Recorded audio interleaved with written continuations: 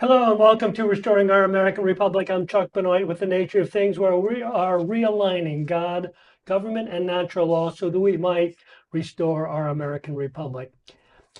How productive is calling certain Republicans rhinos? As one leader in a meeting a while ago said, if I gave everyone in the room a piece of paper and asked them to define the term rhino, we'd get 100 different answers. As a guest at that meeting, I just thought to myself, of course, you can certainly distort anything 100 different ways. But the problem is giving everyone in the room a piece of paper and asking them to define the term Republican, because you could still get 100 different answers. So personally, I prefer to be a little more explicit when I talk about Republican-less Republicans. I believe we need to talk left and right. People understand that. When Republicans govern like Democrats, we need to refer them as to them as the left wing of the Republican Party.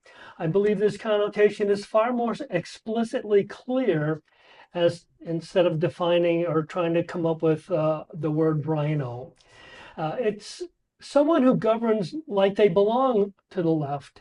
And that moniker, in my humble opinion, would be far more embarrassing and accurate.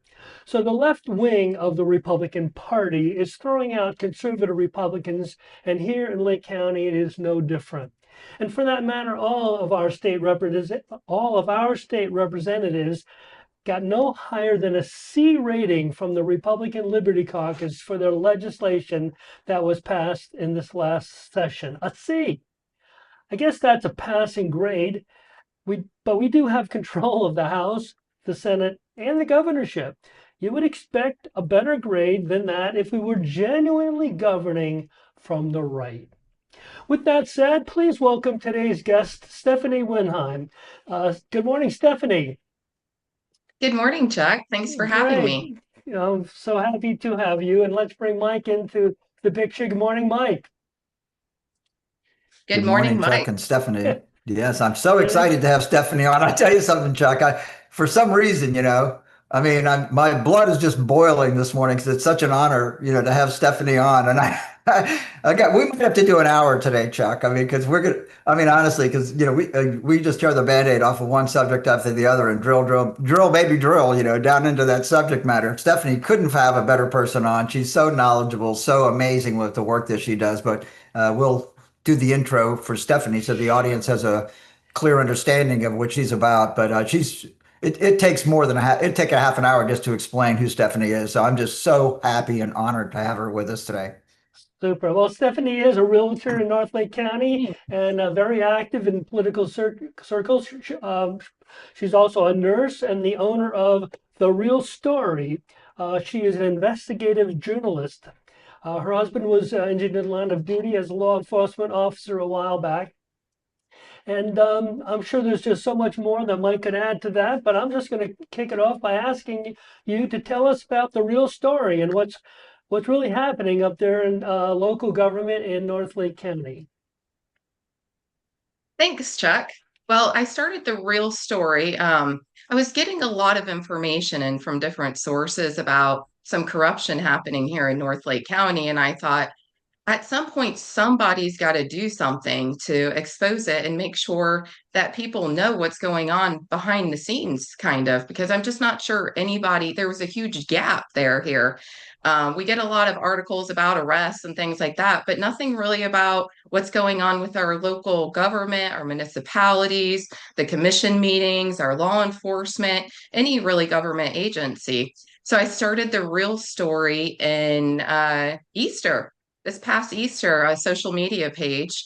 And between that and my personal page, I've gotten 2.2 million views this month, which is pretty incredible.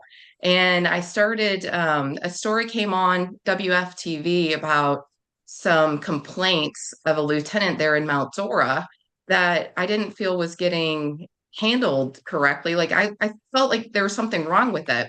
So I started doing some public records request off that. And that's just what initiated me starting the real story to begin with. How do I get the information out to the public about what's going on behind the scenes? Chuck? Yeah, very interesting. So that was your beginning. And what is going on behind the scenes? Anything exciting up there in the Eustis area?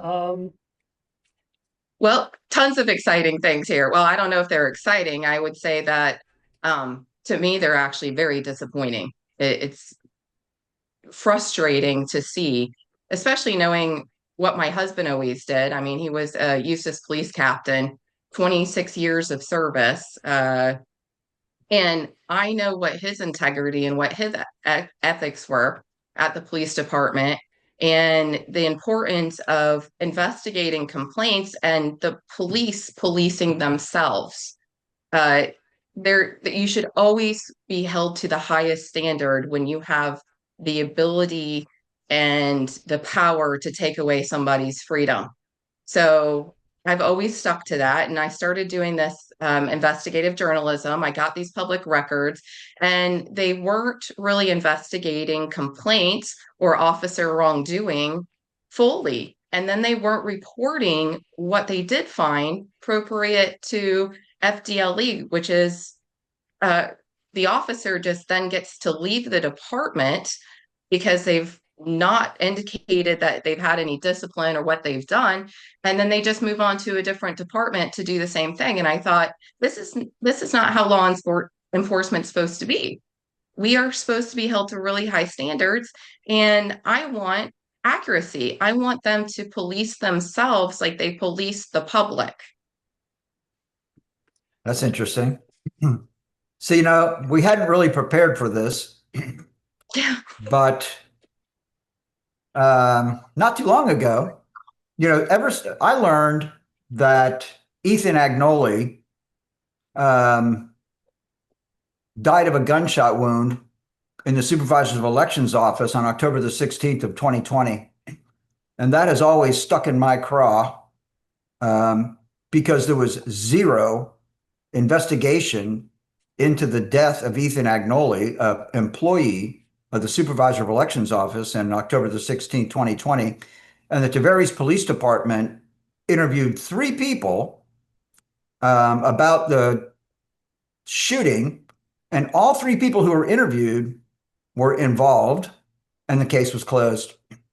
And I'm still concerned about that. I know Stephenie knows that I'm concerned about that. But this is an example about what Stephenie's talking about policing ourselves. So, I mean, is it possible, and Stephenie, I've talked about other situations where deaths were reported as suicides with no investigation. And, I really am not going to say what I'm thinking because it's so atrocious and so damaging to think what I'm thinking. So I won't say it publicly because I think it would be damaging to say it publicly. But I will tell you, Stephenie, that I am not impressed. Okay. I think that particular situation, Ethan Agnoli is a classic example of people in power. I told my bookkeeper when I learned about that if that happened, if Ethan Agnoli, if the same scenario happened in my office, the investigation would have been a whole lot tougher. I have a funny feeling. But when you have a supervisor of elections, Alan Hayes, who served 14 years in the Florida legislature and then was selected to be our supervisor of elections, and then you have a death by gunshot in his office, and the Tavares Police Department interviews 3 people, of which all are involved, and that's the extent of the investigation, then I don't mind going on the record saying that I have a problem with that, Stephenie. Yes, I asked for that investigation. I think it's been maybe a couple of months now, as sources came in and were interested in what went on there. And I do recall only seeing like a snippet of it and maybe the daily commercial.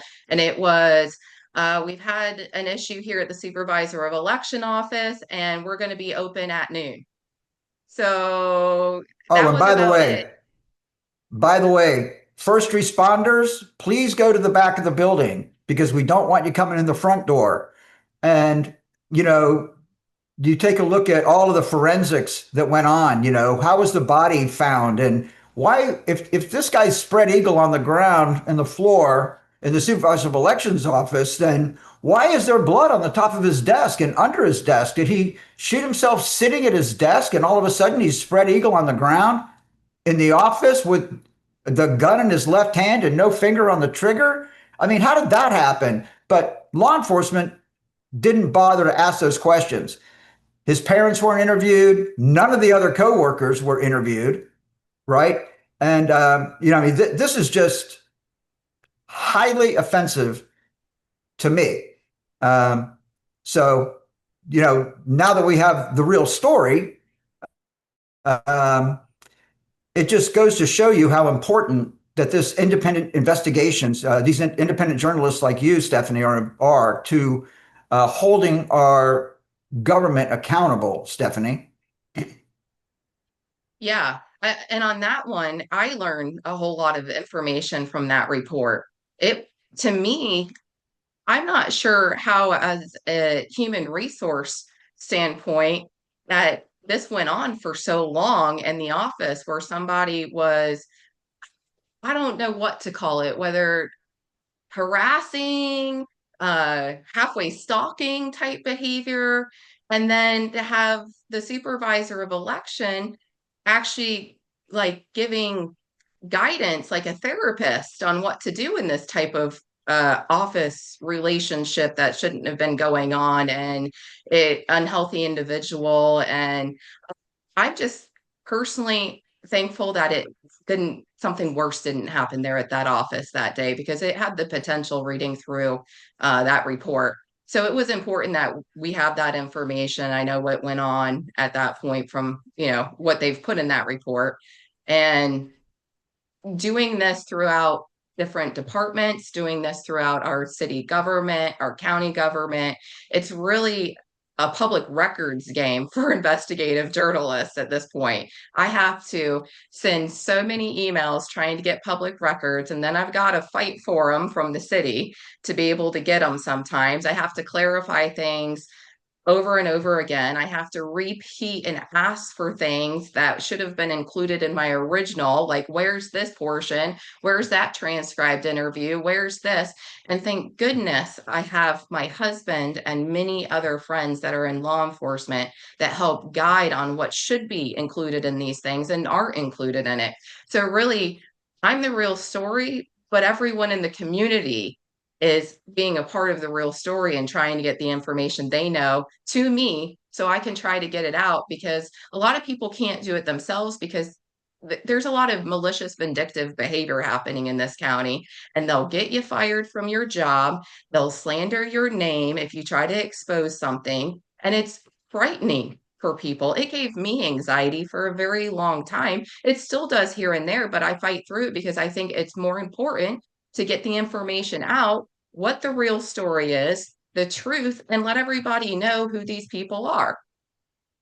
And well, then I'll tell you another little story, Stephenie, if you want. I'll just fill you in on another little deal. So in 2014, when I was the chairman of the Republican Executive Committee in Lake County, we decided that we were going to endorse in the 2014 primary election cycle. So we had a campaign, we had a committee, okay?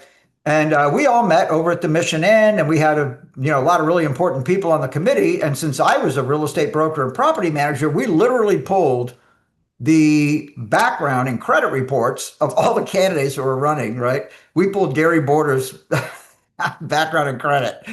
Seriously, everybody. We pulled everybody's background and credit, right? And we were sitting around the table with a lot of really important people, a lot of really, stakeholders, right?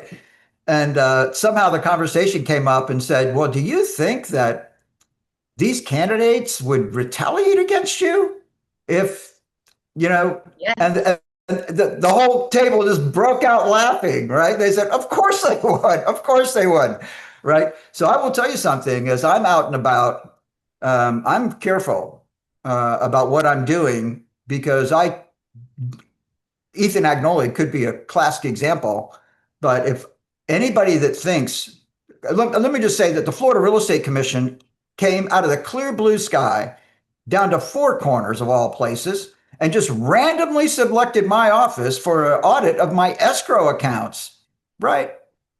No, that is not true.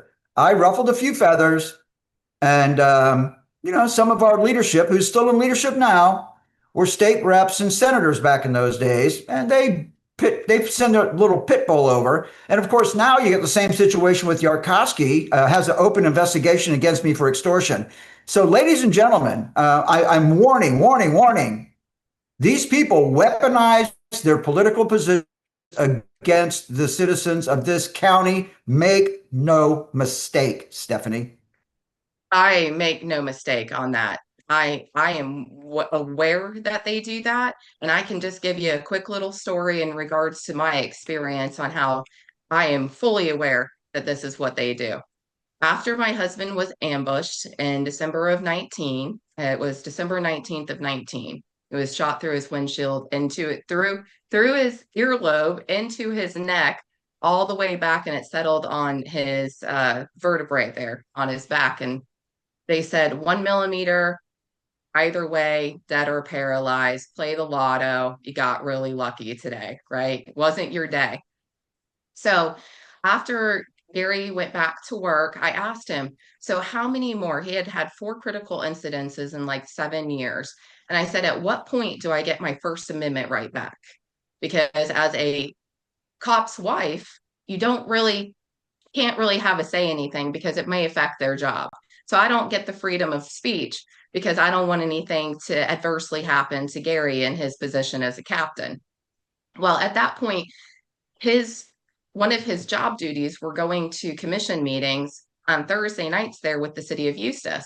So I started going with them. It was our Thursday night date night. I know that doesn't sound appealing to most people, but we like to be together. And I attended a lot of meetings. And really, once you see behind the curtain on some of this stuff, if you start going to them, you see what is happening. You almost can't unsee it at that point. And I asked him, so this was January of 2020, and Eustis was wanting to put in a $20 million sailing club. I think they changed it to $16 million. Either way, millions of dollars for the sailing club at the community center. And I personally felt, you have to earn the right to ask your taxpayers for more money. So you got to show your taxpayers that you're using the amenities that you have, that you're keeping things clean, everything is good to go. And then you go and ask your people for more money because you can see we have good follow through and we're capable of good governance, right?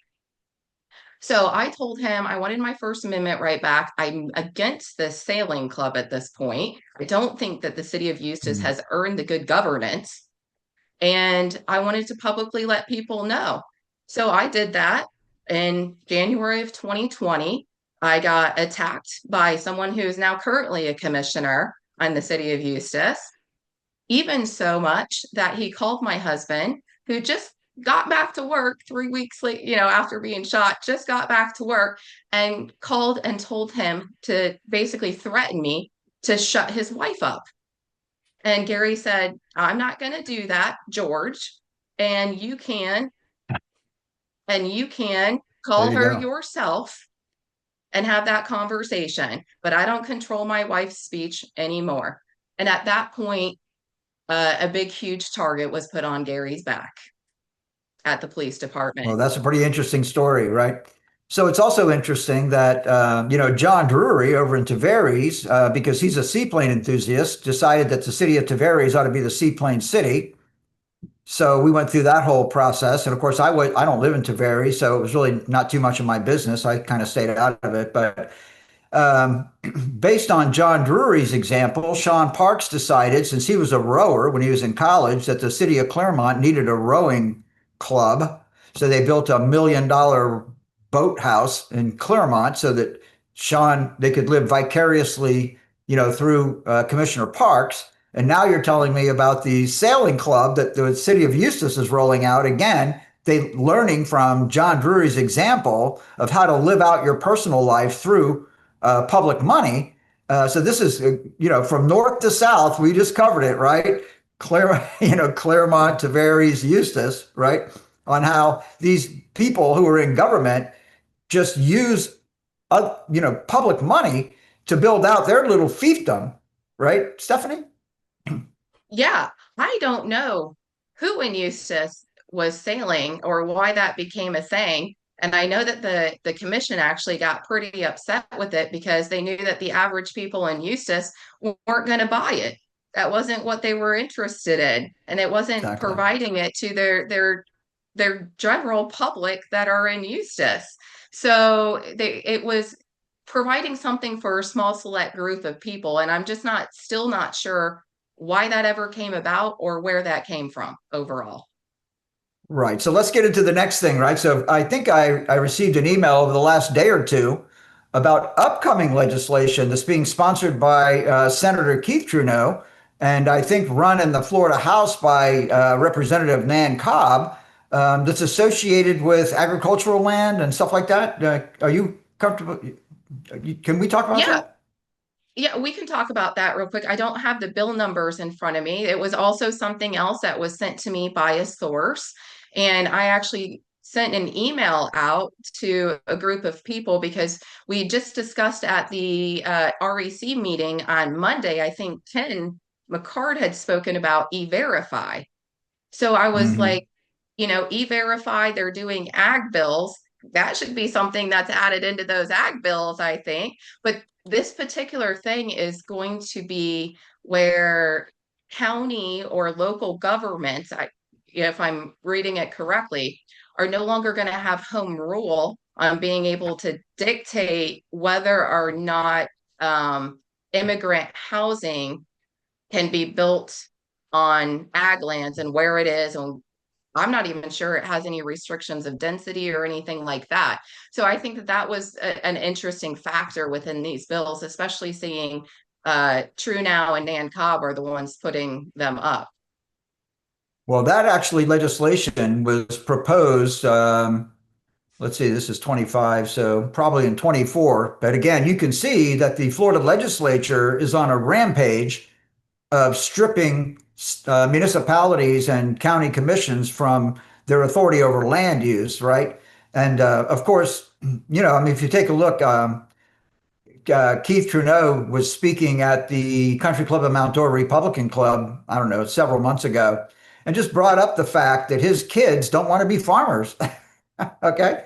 So that's where the farmers are. That's where the agriculture people are. They've been, and we love the agriculture people. They feed us, Yes, right? Nothing more important. yes, When I interviewed with the Agriculture Coalition, Florida Ag Coalition, I mean, I told them that if they would support me for my run in the legislature, that I would support them in making the state of Florida the Garden of Eden, right? I told yes, them that I would give them all the water they want, and the rest of us would live on what was left over. That is how committed I am to agriculture. Yet, and I also, at the same interview, I looked at them and I said, but let's face it, you guys are selling. And they literally hung their heads low, particularly a few members of that committee. The Florida Ag Coalition is made up of the presidents of 24 agriculture associations around the state. That's an umbrella organization. When I said, but ladies and gentlemen, let's just get real, right? Your colleagues are selling their land off, right? And they literally hung their heads down in what I perceive to be shame, because it's true. So when you get to Keith Trudeau, Keith understands that when he's done in his agriculture career, his family is not picking it up, right? So what am I going to do with this land? I want to get as much money for my posterity as I can, and that's fine, except that you don't get to do it at all of our expense, Stephenie. yeah, and I am 100% where you're at in support of ag, keeping it. I want Florida to be the Garden of Eden. I want it to be our paradise that it's always been, and I want to keep real Florida. I don't want, though, the top of the government stopping home rule and us having to have our peace interrupted for, well, do you have a subdivision right next door? You have ag lands right there, and then you put in some high density immigrant housing right next to it with no say from our local government, whether it falls within the plan or not. I think that making it easier for people to farm and keep their ag lands, I agree with that. But at what point is it making it easier? And at what point is it disturbing someone else's peace. I don't know the answer to that and what the happy medium is or the compromise in that for us to be able to keep our ag lands. I know we need to make it better for our farmers, but we also don't want to ruin it for the people who live next to there either, which is also It's when you want called, to upzone. it's called a conflict of interest is what it's called. Okay.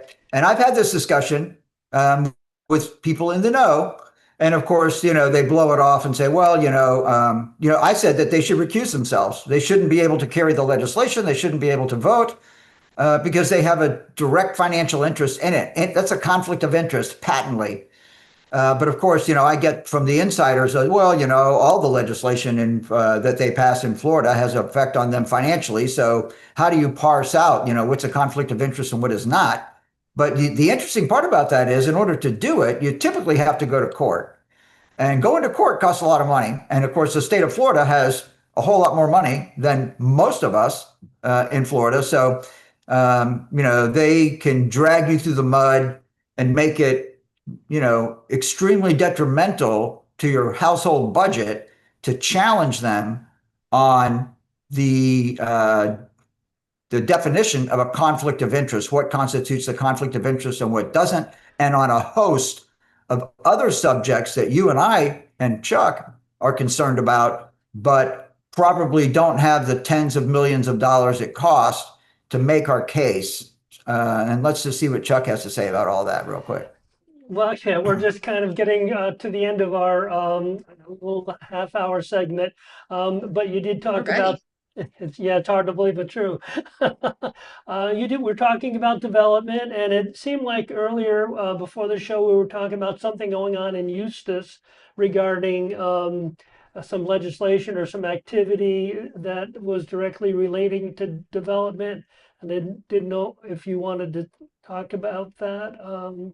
Before we talking about commissioners working outside of the Sunshine Law, Stephenie. Yeah, right. Yes. Yeah. So talk about that. Sorry, guys. Are you ready for me? Yep. So the city of Eustis, the city attorney, recently put up a resolution that's actually going to be today at the city meeting, going to go up for a presentation, and it's about commissioners' one-on-one conversations with developers and the Sunshine Law. So it's like setting up guidelines, and I'm thinking to myself, why does it need a resolution? Shouldn't the Sunshine Law already cover this? But I'm thinking the attorney has decided that because she's having to remind commissioners almost at every meeting, including the development meeting, I just put up a story on it, that they cannot be having these backroom conversations, and they can't be negotiating deals. They can't be telling these developers what other commissioners' opinions are on these developments. And they're basically having to tell the commissioners, look, you cannot do these things. It's violating the Sunshine Law. These are the guidelines, and everybody has to fall within these guidelines. So one of the commissioners at the impact meeting, which is only going to be a few minutes long, decided that he wanted to bring it up. George, again, wanted to bring it up about pulling it off the agenda and maybe having a workshop, because to me, I feel like because people don't attend the workshops or the little special meetings, so it's way less public to do it that way. Instead of just having the presentation, have an open public conversation about it. I'm just not sure what's going on with these commissioners that they don't want to be having public conversations. So there's some issues. I'm with you on that. Well, that's honestly, it's really interesting, Chuck, that as you get involved with these organizations, and it's not just the city councils, the county commissions, but even your chamber of commerce, your trade associations, et cetera. I mean, this is an art on how to get things done without people realizing what has been done. I mean, it is an art of managing the agenda, managing the rules, the rules of order. You follow me? And so your point about burying an item that should be heard publicly at a commission meeting into some workshop, and then the workshop comes back and makes a recommendation to the commission, and the commission just signs off on. Honestly, here, let me show you the tactic, right? Let's just put it on the consent agenda. Okay, we've already had a workshop. They made a recommendation. everybody's read the recommendation. So instead of debating it or talking about it at the commission meeting, let's just put it on the consent agenda. How about that, Stephenie? Yeah, and slide it right on through that nobody is Slide it paying right any on through. attention, and everyone goes on about their day, still not knowing what they're doing. Right. I So can't even Chuck, believe it. I'm so if happy you that go back to the Monday Republican Executive Committee meeting, okay, this is not Taylor Yarkowski's strength. No. Because Taylor Yarkowski, any decent um facilitator would have put that whole debacle in a box, right? So let me just say, if I was chairman and managing the chaos that was in the room, I would have just simply said, oh, boy, it seems to me like there's a lot of people in here who would like to make adjustments to the agenda. So why don't we do this? Everybody that wants to make an adjustment to the agenda, stand in line right now. And I'll hear all of that. And then now we can close that issue and move on. But that's not what happened, right? So Taylor, because of his inexperience or his lack of skill, right, allowed the audience to continuously, as he's debating one change to the agenda, the audience is creating another change in their mind, and then they scream it out at the chairman, and the chairman, is forced to respond to that, right? Instead of saying, okay, let's get all the adjustments to the agenda taken care of, and then we can move on and work our way through the agenda. That would have been orderly, but that's not Yarkowski's skill set. So that didn't happen. And, a lot of people were unhappy about the demeanor, the tenor of what happened at the meeting. And it's because your chairman is incompetent, Chuck. Yeah, so we are over. So I'm going to give Mike just a couple of minutes, maybe 1 minute, maybe 30 seconds to just 30 seconds, right? give us a final, and then I'll come back to you, Stephenie, in just a second. Wait a second. My closing comment is, ladies and gentlemen, beware. Your elected officials weaponize their authority against you and will have you arrested and put in jail. And consistent with my friend Chuck Benoit's comment, the only difference between what happened to Charlie Kirk and what's happening to us is the bullet. Stephenie. Yeah, so Stephenie, could you just give us one final thing that you'd like us to leave with? Follow the real story. And if you have any information that you want to give to me, you can find my phone number, 352-636-4786. You can email me. It's down there on the bar, stephenie.therealstory@gmail.com. I am here to get your stories out. If there's something that I need to look for, I will do public records requests. I will try to get to the bottom of it. I think we all deserve to know what the real story is here in North Lake County and get some exposure to what's going on behind the curtain. Well, wonderful. Thank you so much, Stephenie. And I've got your email in the comments. I'll try to get your phone number in there as well. And thank you all again for tuning into our twice weekly live stream. Please follow us on Facebook at Restoring Our American Republic, or check us out on YouTube at Restoring Our American Republic -ROR. Like and share our program, please. And remember, if you are unwilling to govern yourself, you will be governed by tyrants. So until next time, God bless you. God bless President Donald J. Trump, and God bless America.